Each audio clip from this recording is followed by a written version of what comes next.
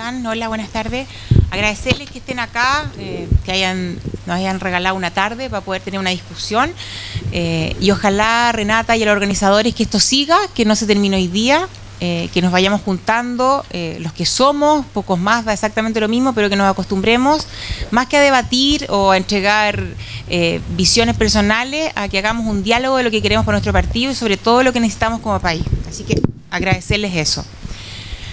Contarles que Renovación Nacional ha cambiado y el que yo hoy día esté sentada aquí como vicepresidente es una muestra de eso. Partí siendo militante de base, con mucho pudor, y digo con mucho pudor, postulé a la comisión política de mi partido y recuerdo muy bien que en un consejo general dije que yo había defendido las grandes banderas de mi partido en una comuna que era la cuna del socialismo como era Puente Alto. Y que si bien es cierto, a lo mejor mi experiencia no estaba puesta por grandes cargos dentro del partido, sino que a nivel local sentía que eso era suficiente para poder pelearla. Fui electa comisionada política de mi partido, estuve 2 años y algo en esa comisión política que se extendió un poco más. Y debo decir que con mucha humildad me dediqué a escuchar, a aprender, porque efectivamente sentarse en una mesa con personas que tenían un currículum bastante mejor que el mío y bastante más grande en términos de haber sido fundadores de este partido, me sirvió mucho para seguir adelante. Luego, nuestro presidente nos invita a ser parte de una mesa y la verdad es que lo acepté gozosa, sin ningún pudor, porque sentí que en este partido se estaban abriendo las puertas para que primero las mujeres pudiésemos tomar los espacios que habíamos tenido. Además, para que una militante de base que partió siendo presidenta comunal de una comuna muy complicada, pero que tuvo grandes triunfos a nivel electoral, pudiese participar en una mesa desde los conocimientos de la calle, por decirlo de alguna manera, o lo que uno vivía en el día a día con las personas, pudiese ser parte de este partido. ¿Qué somos hoy día como Renovación Nacional? Primero, y hay que decirlo con todas sus letras, un partido de derecha, y un partido de derecha sin complejo. Y siento que si nosotros no tenemos clara nuestra identidad hoy día, difícilmente vamos a poder seguir adelante 2, 3, 10, 20 o los años que sean. Y creo que la base de un partido... ¿Soy yo la que suena o la Renata? Okay. Y creo que la base para... ¿lo cambiamos?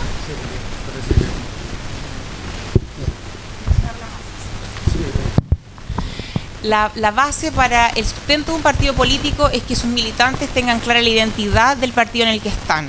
Y lo digo, y cuando digo sin complejos, voy a hacer alusión a algo que muchos de los que están aquí escucharon la semana pasada. Renovación Nacional perdió el rumbo, Renovación Nacional no tiene un discurso claro, Renovación Nacional no dice qué es lo que es. Bueno, somos un partido de derecha y un partido de derecha sin complejos, pero un partido de derecha que se ha ido acomodando a lo que necesita nuestro país. No acomodando en lo que cree, sino que acomodándose a las necesidades de la gente. Nosotros somos un partido que defendemos la clase media, y es así, que estamos a favor del emprendimiento y no de los grandes poderes económicos. Creemos en la vida, que es un tema y es un valor absoluto que ha sido discutido y reforzado en nuestro partido. Creemos en el derecho de los padres a educar a sus hijos y también creemos en una sociedad que tiene que evolucionar. Nosotros evolucionamos como partido político un poco antes de lo que la sociedad nos exigía. Tuvimos la posibilidad de que nuestros estatutos fueran, no voy a decir acomodados porque suena fuera, reformados, ¿verdad?, a lo que la sociedad nos estaba pidiendo, y nos anticipamos, por ejemplo, muchas de las cosas que después una ley de partido político nos exigió. Además de eso, comenzamos a defender el concepto de solidaridad mucho antes de que se discutiera en este país, entendiendo que muchas veces la solidaridad se había entendido como un valor propio de la izquierda, ¿verdad? Como si ser solidario se opone a la posibilidad de que la gente pueda emprender o pueda evolucionar de manera propia.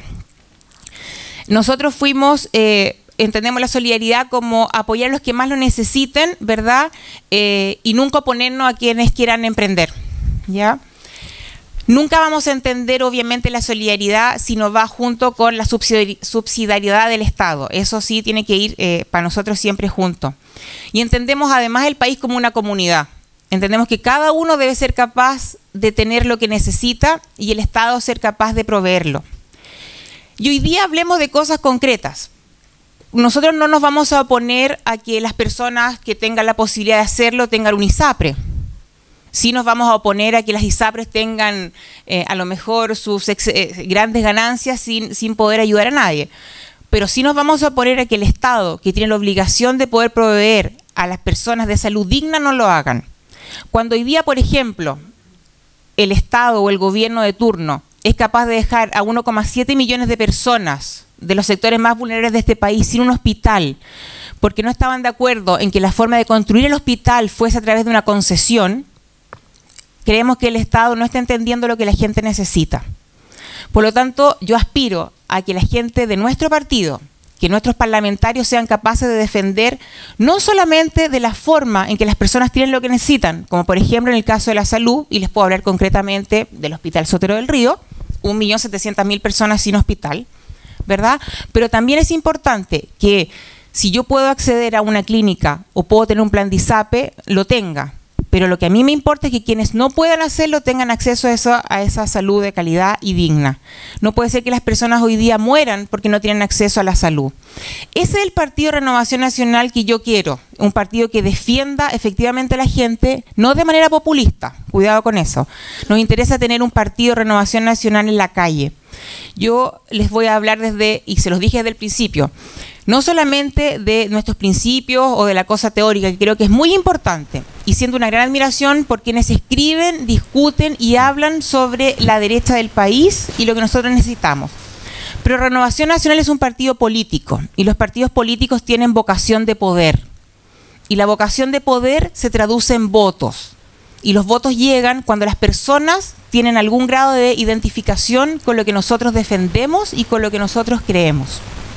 Y en ese sentido creo que Renovación Nacional entendió que no puede estar atrincherado en una esquina, sino que debe salir a la calle y acercarse a la ciudadanía y a buscar los votos. Hoy día tenemos un sistema de elección distinta, ya no existe la trinchera de la derecha, el binominal ni nada que se le parezca, por lo tanto, hoy día nosotros tenemos que movilizarnos y salir a la calle. Quiero además recalcar algo que para nosotros es súper importante como Renovación Nacional, y es entender que hoy día nosotros tenemos muchas oportunidades y también tenemos grandes responsabilidades. Tenemos, como les dije antes, la oportunidad de ser el partido de la clase media, ¿verdad? Y de defender lo que ellos creen, y también ser el partido de las familias y de la sociedad civil. Entendiendo a las familias no solamente como un papá y una mamá, sino que entendiendo que hoy día hay mujeres jefas de hogar que tienen que tener la oportunidad de desarrollarse en un país, y entendiendo que las políticas que nosotros diseñemos, por ejemplo, desde el Parlamento, tienen que estar de acuerdo a lo que a este país le está pasando hoy día. Nosotros estamos viviendo en un momento de repente de mucho populismo mediático, donde debemos dedicarnos, ¿verdad?, a hacer efectivamente una alternativa de gobierno para lo que viene. Nuestra primera y gran desafío es este año. Tenemos la posibilidad de recuperar el gobierno, pero para recuperar el gobierno además necesitamos que la gente crea que somos los más capaces y las personas más las personas más capaces para hacer lo que nuestro país necesita. Necesitamos una bancada potente en el Congreso, que es un gran desafío hoy día para nuestro partido. Nosotros no podemos ser gobierno, no podemos creer que vamos a poder tener el gran desacuerdo si no somos capaces de tener una bancada y un Senado potente. Y lo más importante es que creo que nosotros tenemos que volver y retomar la política de los acuerdos. Renovación Nacional es el partido que está llamado a ser el articulador de las grandes mayorías o el partido articulador de una oposición. Somos el partido dialogante, fuimos siempre el partido que tuvo la posibilidad de acercarse al centro, de no tener ningún complejo en hablar con alguien y poder tener acuerdos si es que el país lo necesita. Renovación Nacional además está llamado... Renovación Nacional además está llamado hoy día a dar sustento a las ideas, ¿verdad? A dar sustento a las ideas que forman nuestra derecha moderna. Debemos ser capaces de que nuestros militantes sean verdaderos embajadores de los principios y de nuestras responsabilidades. Por lo tanto, debemos organizar nuevas generaciones de hombres y mujeres que crean en nuestros valores y que estén dispuestos a defenderlos en la vía civil y en la vía política. Gracias.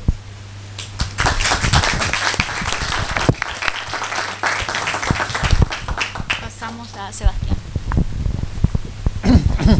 Si hablo así, ¿se escucha? No. Sí, mejor. Pues estoy aquí ahora en el micrófono como tirándonos. Ah, verdad. Ah, perdón. Perdón. Voy a tener que tiene que tener uno como Justin Bieber, una cosa así, porque si no. ¿Ah? ¿Y eso no funciona? Porque ¿cómo va? ¿Funciona para la cámara también? ¿Sí? El cable no es. No, me lo mismo. Para ponerme las manos.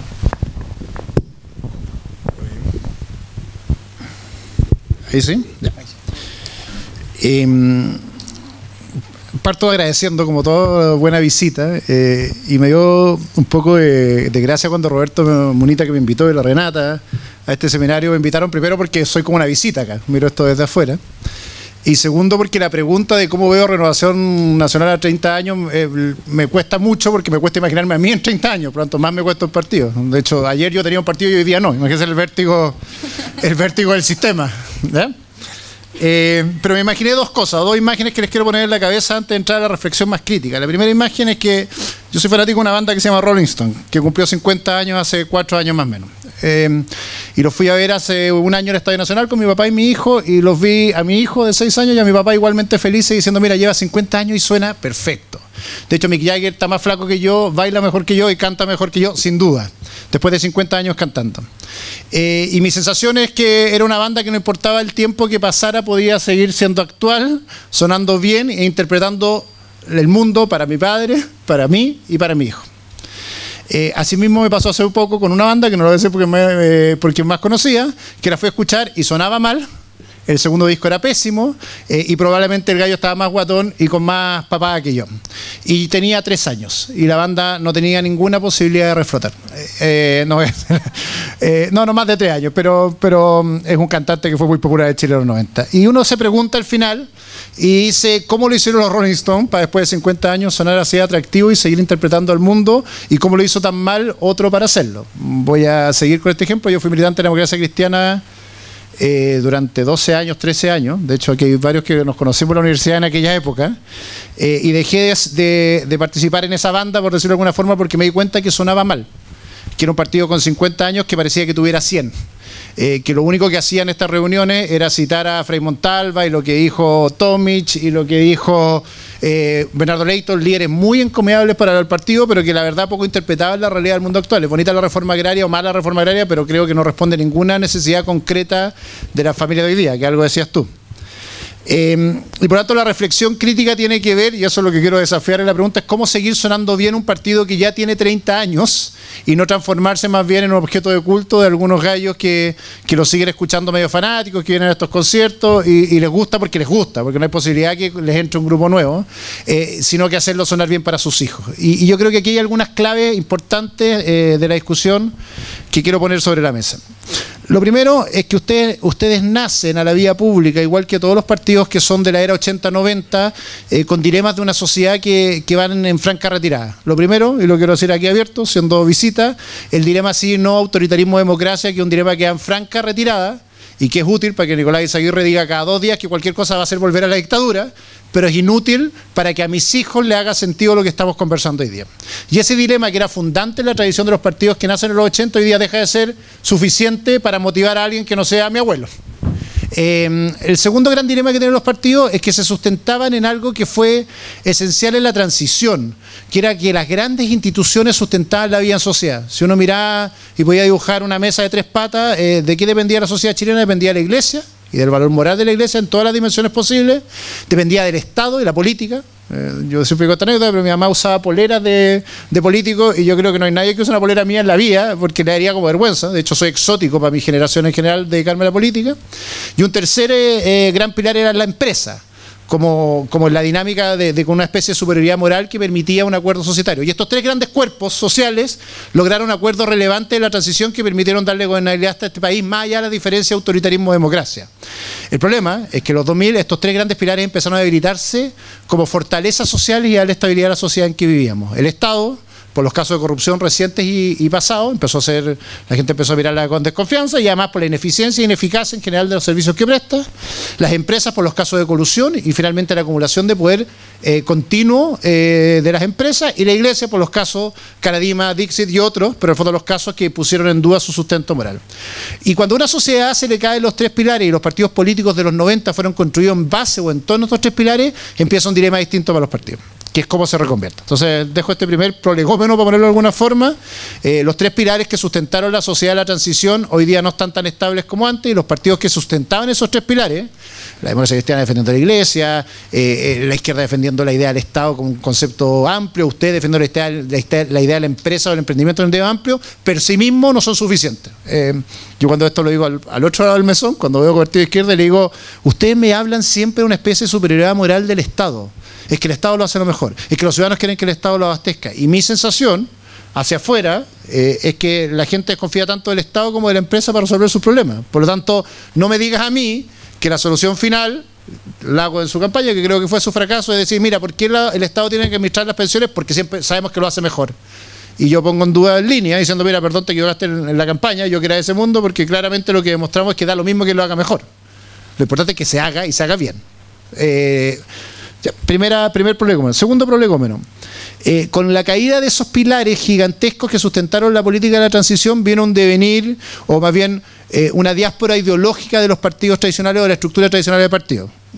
Resumo, izquierda-derecha, pilares tradicionales del mundo tradicional, se caen estos dos grandes pilares, el autoritarismo-democracia, y empieza una diáspora final ideológica, porque si no tenemos valores emocionales que nos vinculen, yo soy de izquierda, yo soy de derecha, me gusta cuando dice soy de derecha a toda honra. La pregunta final es ¿qué te diferencia o qué te hace distinto cuando te dices alguien de derecha más allá de una definición histórica? Probablemente cuando me dice alguien de derecha, yo tiendo a imaginarme una figura que tiene que ver con Pinochet, y alguien me dice soy de izquierda, no ustedes, me digo culturalmente a un ciudadano común y corriente, te dice izquierda y se imagina Allende. Y la respuesta no es ¿qué valores significan hoy día ser derecha y qué valores significa ser izquierda? Esa es la pregunta, y me gusta tu aproximación, que lo hablaste desde la calle. Pero per se no es una definición que sirva para responder en sí mismo los próximos 30 años. Si los próximos 30 años alguien se sigue parando diciendo que soy de derecha y cree que con eso va a movilizar algo, lo que tenemos es finalmente una ciudadanía que decir, bueno, y usted es un extraterrestre, ¿qué significa esto para mí? Para poder movilizarme por usted en la práctica. Entonces la diáspora ideológica de los partidos hizo que no supieran muy bien cuál era su definición identitaria, porque era bastante más simple estas grandes definiciones de marco. Yo soy de derecha, yo soy de izquierda. Yo soy del pacto de centro-derecha y soy del pacto de centro-izquierda. Pero ¿qué piensa usted? No tengo para qué ser crítico si ya basta con esto. Con estos grandes barnices uno enfrentaba una campaña y decía, yo soy de derecha, la gente en su casa decía, este señor defiende esto, esto cree, esto piensa, esto sueña, estas son sus expectativas, estas instituciones son las que cree. Y es de izquierda más o menos lo mismo. Con la caída de los pilares y la transición, lo que nos pasa es que esa respuesta sirve para los que estamos sentados en la política. Pero cuando uno se para en la plaza de Puente Alto, y ese es el triunfo de Osandón o de Orrego, de cualquiera, esa definición le importa un soberano leo. Lo que quiere saber es qué valores transmite usted que me llevan a votar por usted, más allá del caudillismo. Voy a entrar a esa parte. Tercera pata gigante es que también lo que era tradicional en la política de los 90 dejó de ser lo tradicional. Y voy a seguir con las caricaturas en esta lógica, que es que si uno decía derecha, uno decía, mira, este señor defiende el mercado. Y si uno decía izquierda, decía, este señor defiende el Estado. Si uno decía derecha, decía, este señor defiende la libertad. Y si uno decía izquierda, decía, este señor defiende la igualdad. Más o menos, a barnices. Si uno decía derecha, insisto, este señor tiene esta tradición. Si uno decía izquierda, una tradición conservadora. Si uno decía izquierda, este señor es de una tradición más liberal desde la óptica gigante. Pero si uno le mete el zoom en la modernidad, otra vez la respuesta o estos clivajes de los 90 tampoco funcionan. Probablemente me voy a encontrar aquí gente que defiende más la igualdad que en partidos de izquierda del arcoíris político, y probablemente la izquierda me hace gente que defiende más la libertad que ustedes, y probablemente la respuesta es que en general ni libertad ni igualdad son principios determinantes de los modelos políticos actuales, sino que más bien son conceptos distintos: comunidad, solidaridad, Estado, que tienen que complejizarse porque estas respuestas simples no funcionaban en sí mismas.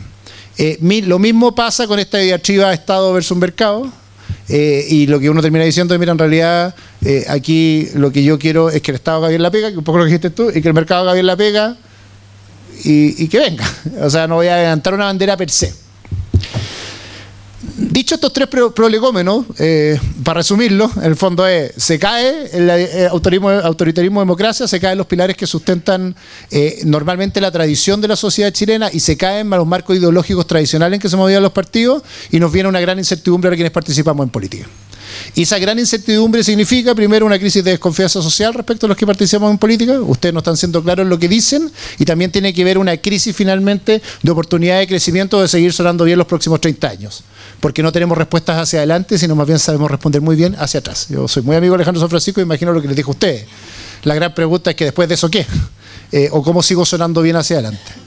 Y como me invitaron para eso, y no solo para hacer el diagnóstico, quiero decirle algunas claves que yo creo que vale la pena empezar a conversar para saber dónde están los primeros 30 años. La primera opinión, la primera es que el verdadero debate de la modernidad poco tiene que ver finalmente con esta discusión del pasado, o con mirar el futuro por el espejo retrovisor y ir viendo lo que nos marcaba como diferencia. La política siempre es tradición y cambio, esencialmente es tradición y cambio. Uno se para en un tronco, pero a partir de eso construye cambio. Los partidos políticos que se quedan solo en la tradición, la democracia cristiana, empiezan a decaer progresivamente. Los que se quedan solo en el eje cambio son atractivos por una elección y tienden a desaparecer la siguiente elección. La política, por lo tanto, es una buena combinación entre ambos factores. En la tradición, y hay algo que dijiste tú súper bien, está bien instalada. Yo me paro en un tronco ideológico o en un tronco histórico común, la derecha. ¿Cuál es el cambio? ¿Cuál es el vector de cambio que puede movilizar a los ciudadanos? Y aquí, reflexión. Lo primero, tengo la sensación que hay un espacio político gigantesco para aquellos que entienden que lo público no es lo estatal. Y tú lo has escrito además, Hugo, en esto, que es la sensación de que la defensa del valor de lo público no tiene que defender con el rol del Estado o el valor del Estado, sino hay que ver con los intereses comunes. Lo que Jesse Norman y otros hablan de la sociedad que como un espacio intermedio entre el Estado y el mercado que también, o sea, entre el Estado y el individuo, que también construye valores colectivos y que son esenciales para la defensa de una vida en sociedad. Lo que los demócratas cristianos old school, o cuando fuimos formados, hablamos del comunitarismo, de este espacio de encuentro que no es solo la defensa de la persona o el Estado, sino que un espacio mucho más grande en que se articulan los acuerdos sociales y que por lo tanto tienen un valor en común.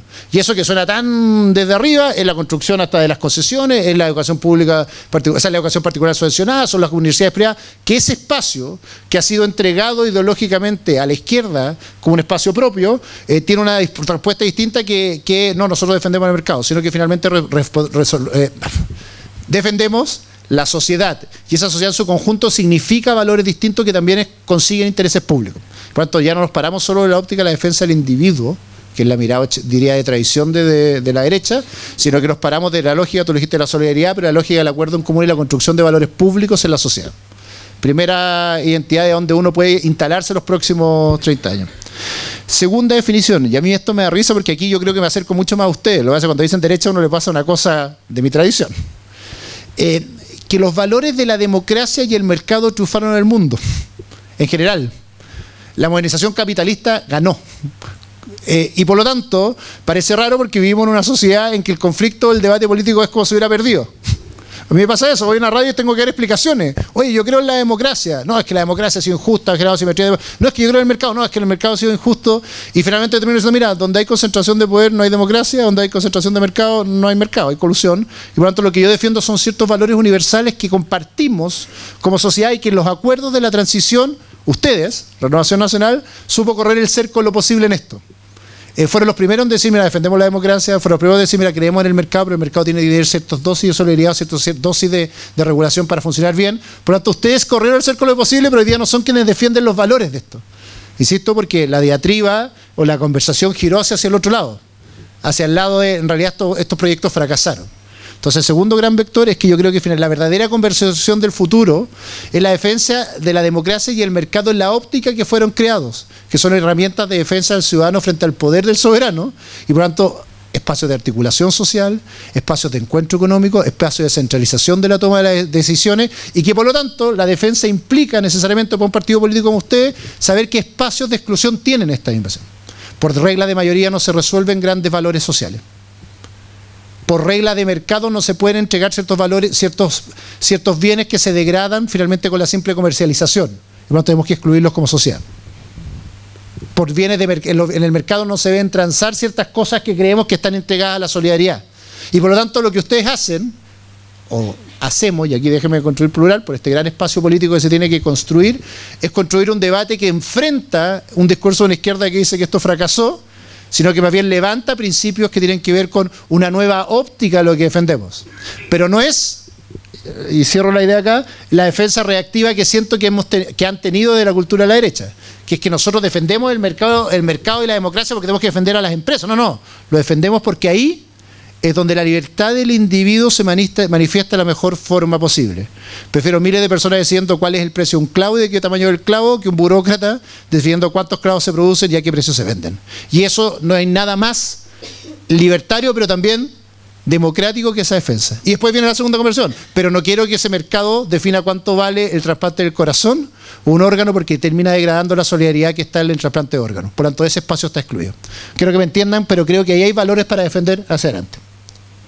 Tercera cosa, también lo dijiste bien desde la aproximación política, pero lo dije antes, no creo que el verdadero debate del futuro sea, en el fondo, esta zanja marcada como este muro de Berlín entre la libertad e igualdad, que se instaló posguerra fría.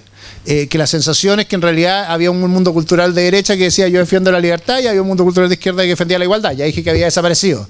¿Cuál es la respuesta común que uno tiene que dar cuando quiere construir un debate hacia el futuro, hacia el cambio? Es que cuánto de igualdad, o más bien cuánto de solidaridad, o más bien cuánto del otro principio que ya no está instalado en mi tradición histórica estoy dispuesto a defender. Es que es una pregunta no resuelta. Que a mí alguien de Renovación Nacional me diga yo defiendo la libertad y digo...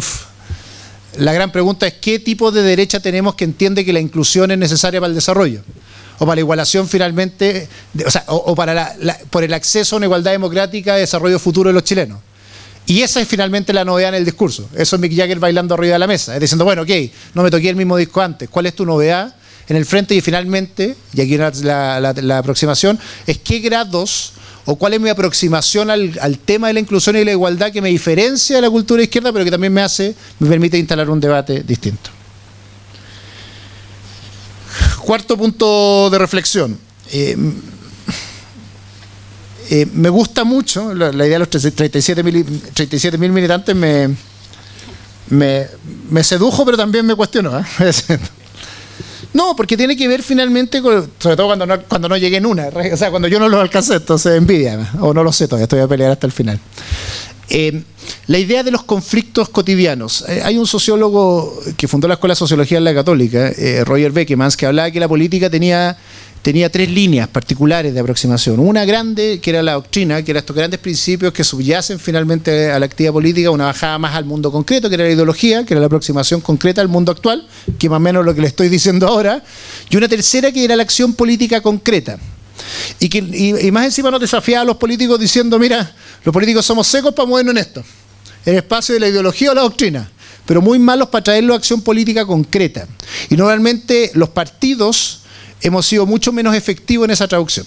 Entonces, las coyunturas críticas de la modernidad requieren respuestas desde la acción política concreta. Ya nos sirve aproximarnos al ciudadano común, más allá del que firmó el afiche, que le vamos a pasar por un curso doctrinario acá adentro, lo van a pasar, aproximarnos desde esa lógica. Para decirlo bien, yo me encanta sacarle la cresta a la DC, porque ya no soy DC, pero además porque creo que este error es tangible. Tú te das cuenta y haces una campaña hablando de comunitarismo, hablando de los grandes valores de principio, pero cuando lo aterriza, no cuaja. ¿Usted está de acuerdo o no con las concesiones? ¿Usted está de acuerdo o no finalmente con el funcionamiento de la ISAPRE? ¿Usted cree que los privados pueden administrar los fondos de pensión o cree que el Estado? ¿Usted cree que en realidad el tema de seguridad ciudadana es un tema colectivo, un tema de ejercicio de esfuerzo o en realidad es un tema de prevención? Esos son los dilemas a los que responde el ciudadano común y corriente. La pregunta final, y aquí viene la idea de los 30 años futuros, es cómo logramos que una vez que hacemos este allanamiento de nuestra idea, o más bien discutimos cuáles son los marcos de debate ideológico en que nos vamos a mover, somos capaces de llevarlo a aproximaciones prácticas concretas que no solo seduzcan endogámicamente al gallo que firmó por nuestra ficha. Porque los partidos tienden a preocuparse de ese gallo. No, nuestros militantes, aquí estamos, no sé cómo se dice. ¿Cómo se dicen ustedes, compañeros, camaradas? No tienen nombre, correligionarios, ya. Amigo, guacho. Pero esta aproximación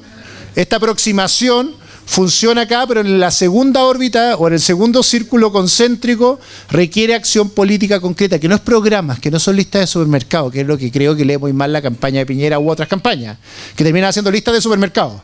mira, más presos, seguridad ciudadana, sino que responden finalmente a este nuevo tronco. Si decidí que no es libertad e igualdad, si decidí que de defensa de la democracia en mercado, excluyendo ciertos bienes del mercado, si decidí que finalmente no es el trinomio iglesia, estado, mercado, sino que la gran sociedad, son mis principios como logro aplicación práctica, política, concreta, que sea atractiva para el ciudadano común y corriente. Yo he sido candidato, una ventaja de hablar desde los dos ópticas, tocaba una puerta, y no me sirve decirle a alguien, mire, yo pienso que Sartori decía que el problema de la democracia es que el poder es el poder de la gente que se ejerce sobre la gente. Mira, bueno, ¿y usted qué va a hacer?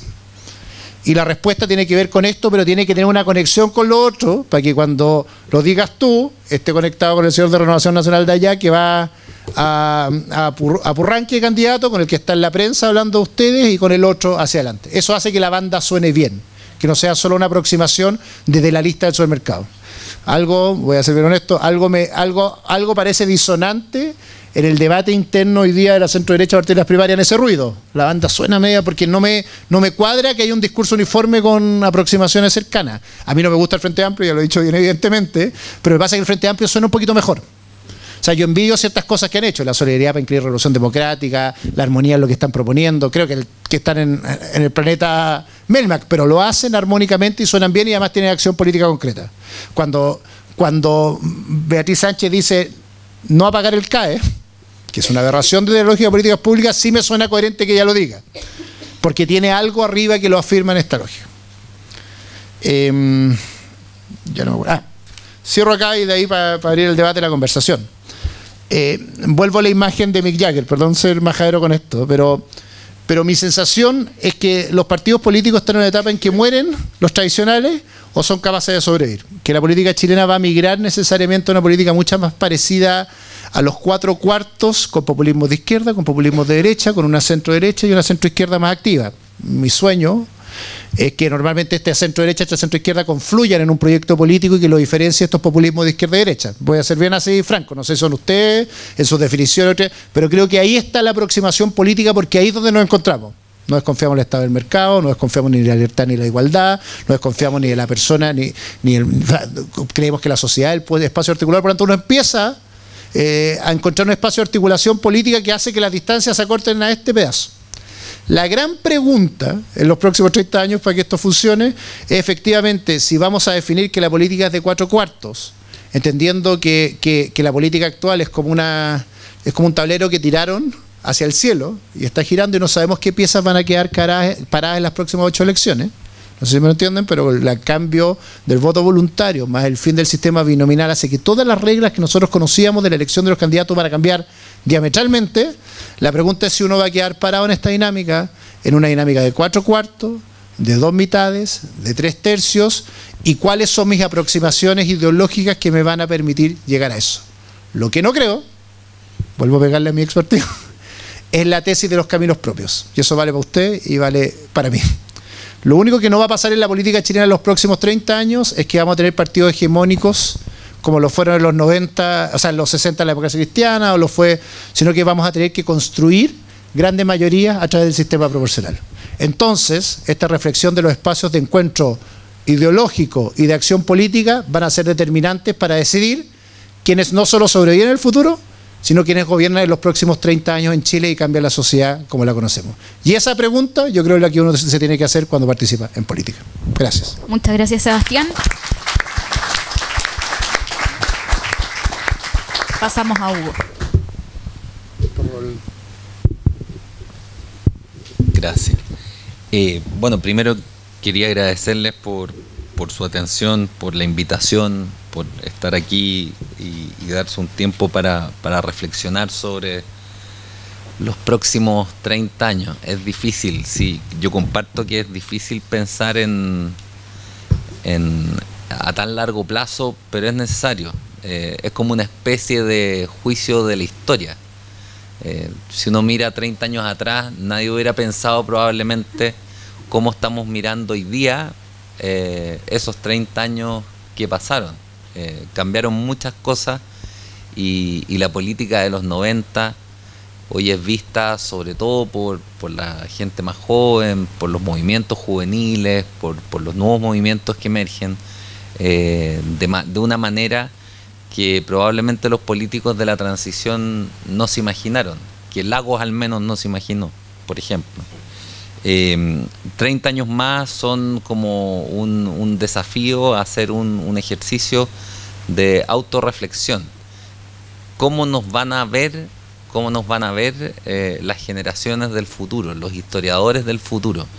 Y ahí creo, en esto no estoy diciendo nada muy nuevo, sino algo que se viene diciendo hace varios años, que nos encontramos como país en una de esas, digamos, en una crisis importante. No es una crisis violenta como lo fue la llamada crisis del centenario. No, probablemente no va a haber grandes matanzas como las que hubo en los años 20 y 30, pero creo que tiene cierta semejanza a la crisis en que no va a ser una crisis de corto aliento.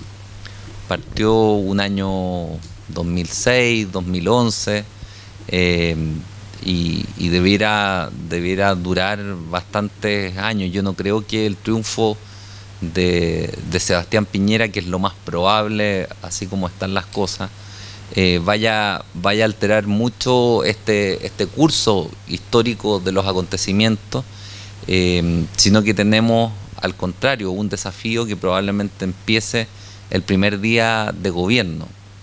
Así como están las cosas, me atrevería a vaticinar que lo más probable es que el Frente Amplio emerja como una fuerza mucho más importante de lo que lo ha sido hasta ahora, con candidatos que se han logrado posicionar y que van a estar desde el Parlamento y desde la calle, desde el primer día del eventual segundo gobierno de Piñera, actuando, provistos además con un discurso altamente sofisticado ideológicamente, pero que no solamente es ideológicamente sofisticado y plantea una visión de mundo distinta a la visión, por llamarla de algún modo, democrático burguesa, clásica o de la transición. El gran consenso de la transición está más allá, sino que además de tener esta riqueza ideológica o esta capacidad ideológica, tienen la capacidad de articularla en la calle, en la acción política concreta.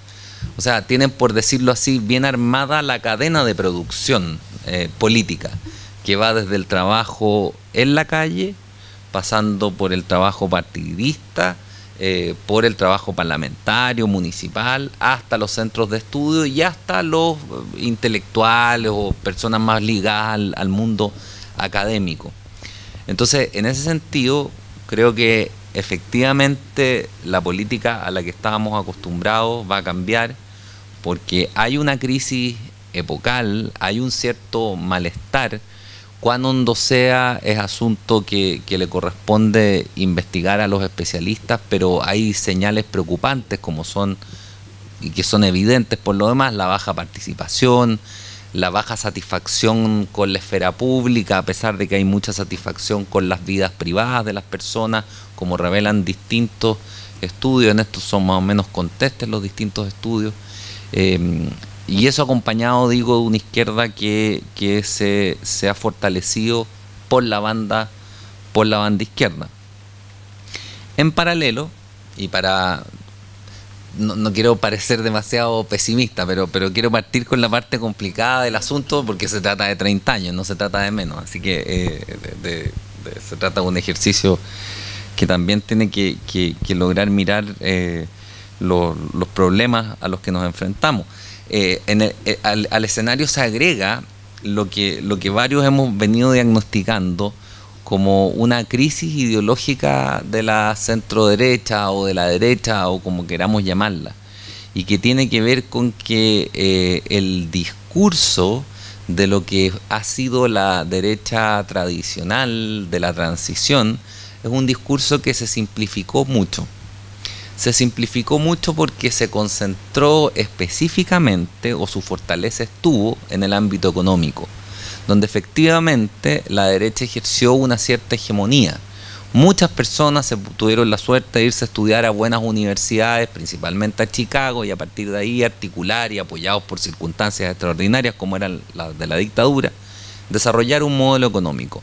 Una gran planificación, planificación global, como la llama Mario Góngora, equivalente en su carácter omnicomprensivo o general a los discursos de la izquierda sesentera y setentera. Es un discurso que opera, no entra en diálogo con el otro, pero opera al mismo nivel de abstracción. Entonces, nos encontramos con que la derecha de la transición descansó mucho en ese discurso, descansó también en la circunstancia de que contaba con ciertas ventajas electorales que derivaban del sistema binominal y de otros mecanismos constitucionales, y a partir de ahí se perdió algo en lo que creo que Renovación Nacional tiene un papel fundamental y que tiene que ver con la posibilidad, me parece, de superar esta crisis. Y es que la derecha o la centro derecha, si uno mira la historia larga del país, y aquí voy a ir más allá de los 30 últimos años, si uno mira los 100 últimos años de lo que fue la centro derecha, o lo que podría llamarse derecha en Chile, es más compleja ideológicamente, es más rica ideológicamente, permite mayores convergencias con sectores de centro, incluso de izquierda socialdemócrata o izquierda no revolucionaria, que lo que permite el discurso abstracto del movimiento de Chicago.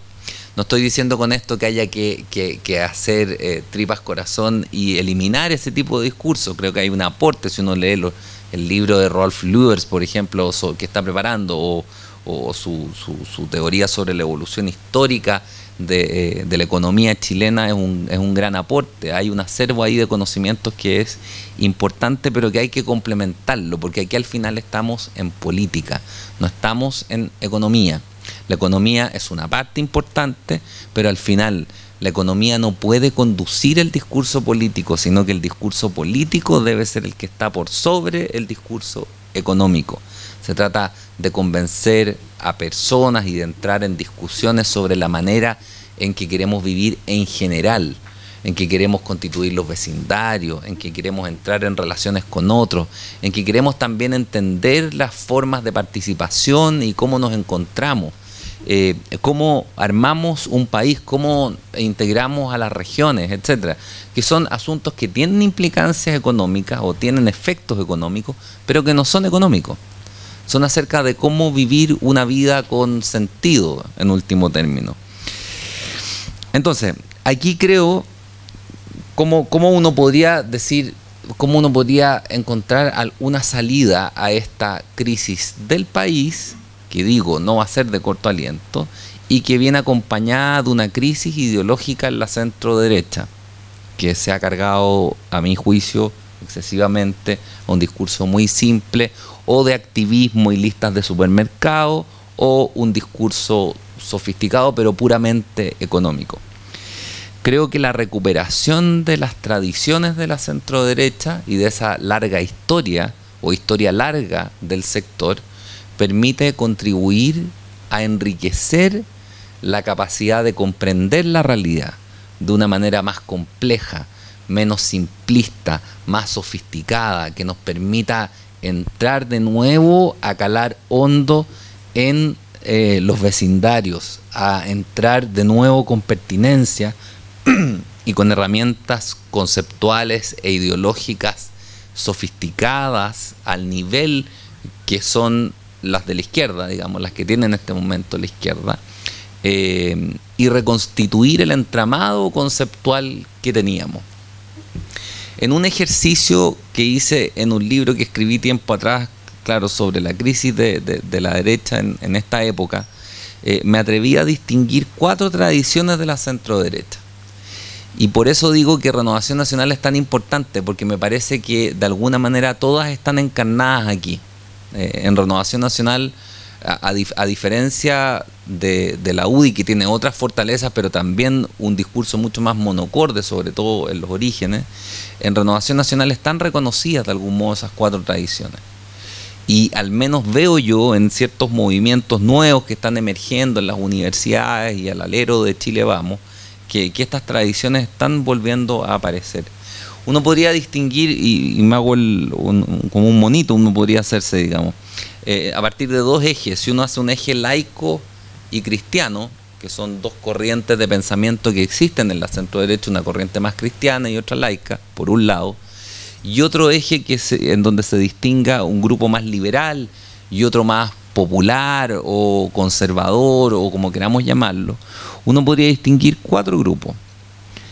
En el eje liberal laico, bueno, un liberalismo laico que estaba, como siempre en Renovación Nacional se hablaba en una época en los 90 de los liberales y los conservadores. Bueno, algunos se fueron a amplitud, pero ahí uno puede ver un liberalismo laico presente en la centro derecha, dentro de ciertos sectores de Evópoli también. Por otra parte, dentro del eje liberal e inclinándonos ahora hacia el polo cristiano, digamos, dentro de ese cuadrante uno podría distinguir un liberalismo cristiano o de influencia cristiana, que es más conservador, pero liberal en asuntos políticos y económicos.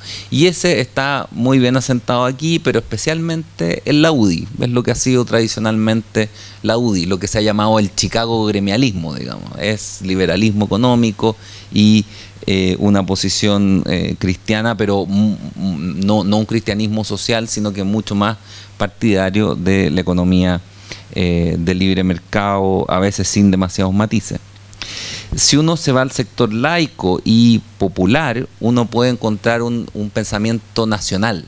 Renovación Nacional viene del Partido Nacional en una vertiente importante y del Frente Nacional de los Trabajadores y de la Unión Nacional y de todos esos elementos de pensamiento nacional que se incorporaron en el origen del Partido Nacional.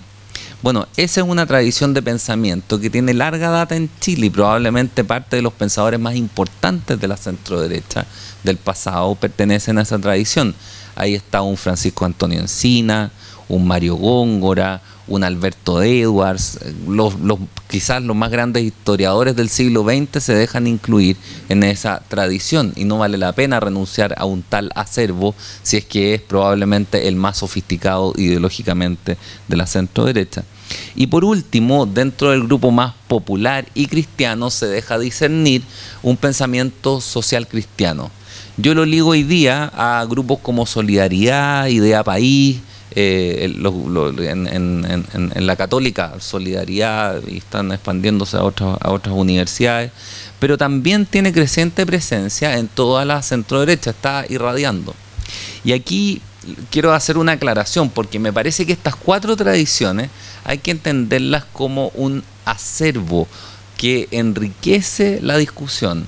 No hay que entenderlas como posturas necesariamente en choque, sino que del diálogo entre todas ellas se puede producir una reapropiación que enriquezca la discusión, que ofrezca una mayor amplitud comprensiva, a partir de la cual podamos volver sobre la realidad, darle nuevos caminos de sentido, reinterpretarla, bajarla a políticas públicas más amplias y entrar de nuevo en la discusión con esta izquierda radical.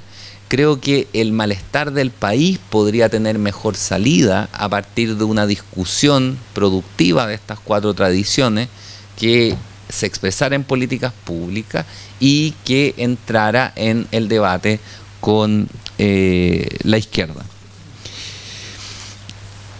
La comprensión política al final tiene que ver con cómo compatibilizar estos discursos con la situación.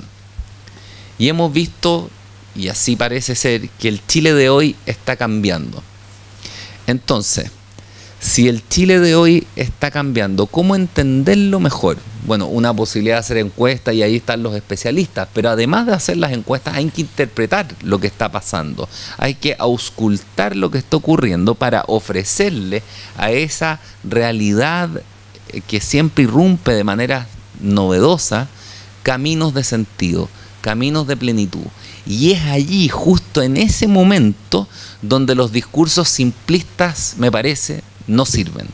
Y ahí tendría una comprensión más sofisticada que se abriera a estas 4 tradiciones, una ventaja formidable, tanto respecto del discurso de lo que podríamos llamar la derecha más economicista de la transición, lo que usualmente se ha llamado neoliberalismo, cuanto respecto del discurso de los derechos sociales universales, del asambleísmo, de la idea de que la democracia o los modos de democracia directa y la política de calle es más legítima que la política representativa.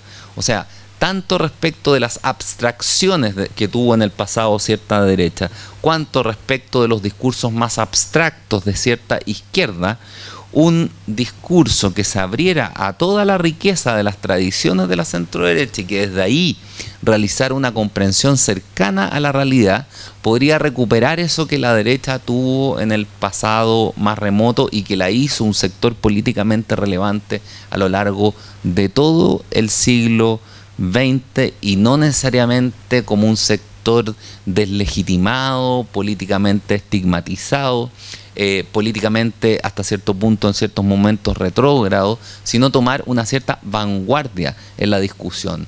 Proponer un camino reformista, por ejemplo, es algo que la centroderecha desde la época de la democracia de los acuerdos no se ha atrevido a hacer en serio.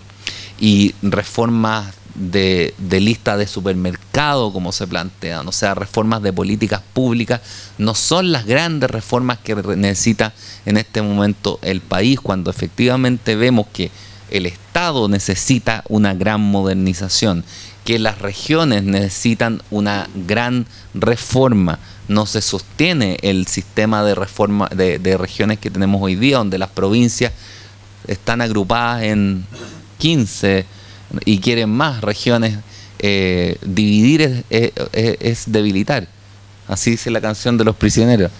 Hay que juntar a las provincias en pocas regiones. Esa sería una reforma regionalista. Lo demás es demagogia. Bueno, todas esas grandes reformas requieren discursos sofisticados, discursos que se hagan cargo de la realidad antes que de simples fórmulas. No interesa simplemente la eficiencia económica, no interesa simplemente cuánto estatismo logramos imponer o cuánta deliberación pública.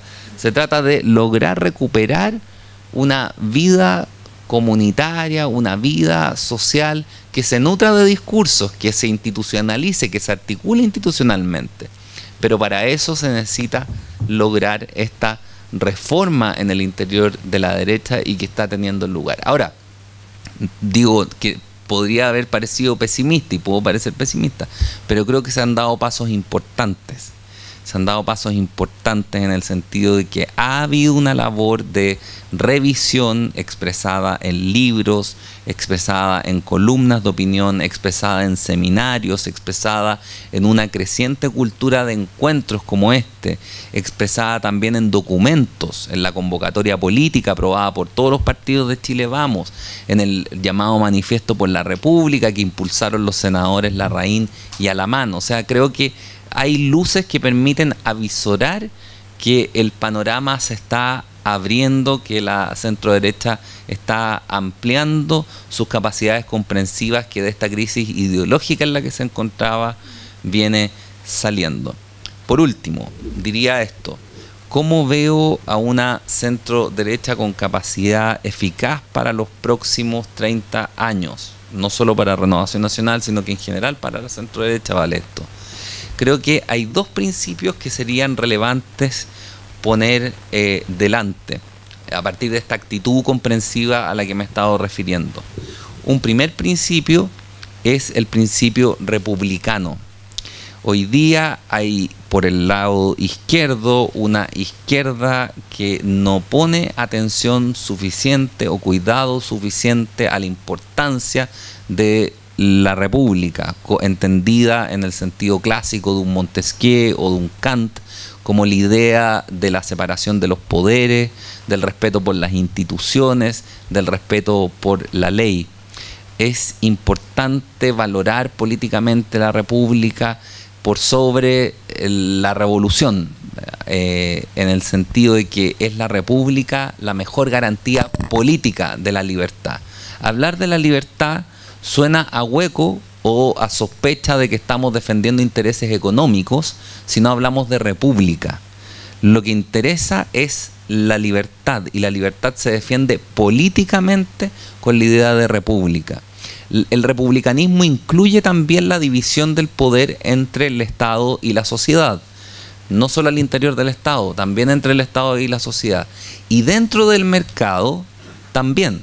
El oligopolio y el monopolio son antirrepublicanos, salvo los monopolios naturales. Hay un tema ahí de técnica económica, pero en todo lo demás, el monopolio y el oligopolio son concentración de poder, y eso es antirrepublicano, del mismo modo que es antirrepublicana una monarquía absoluta, porque se concentra el poder, de modo análogo al monopolio y el oligopolio. Y el segundo principio que creo que podría servir de base para una acción propositiva de la centroderecha y que fuera a la vanguardia en la discusión del futuro, es un principio que podríamos llamar principio nacional o de integración. No basta con un sistema político y económico que funcionen, porque sabemos que en las grandes crisis, que en los momentos de tensión importantes, que en los momentos de crisis económica, de desastres naturales, es necesario algo así como un cemento o un factor de cohesión al que se le puede llamar solidaridad, al que se le puede llamar integración. Es importante que este factor sea desde la escuela en adelante inculcado en cada uno de nosotros, y que empecemos a reconocernos más allá de las diferencias de clase, más allá de las circunstancias peculiares que cada uno de nosotros tenga. O sea, creo que ambos principios, el republicano y el nacional, debieran ser los ejes a partir de los cuales se articulara una acción política de la centroderecha. Una cosa importante y final: ambos principios están en tensión. El republicano vela por la dispersión y la protección de la libertad. El principio nacional vela por la integración y porque nadie quede abandonado a su suerte. Están en tensión, pero de eso se trata la política, de manejar tensiones. Si no, no tendríamos para qué estar acá, sería asunto de una ciencia, de las academias, pero administrar tensiones es lo propio de la política, y creo que esta es una tensión plena de significado y por la que vale la pena, a la que vale la pena dedicarse los próximos 30 años. Muchas gracias.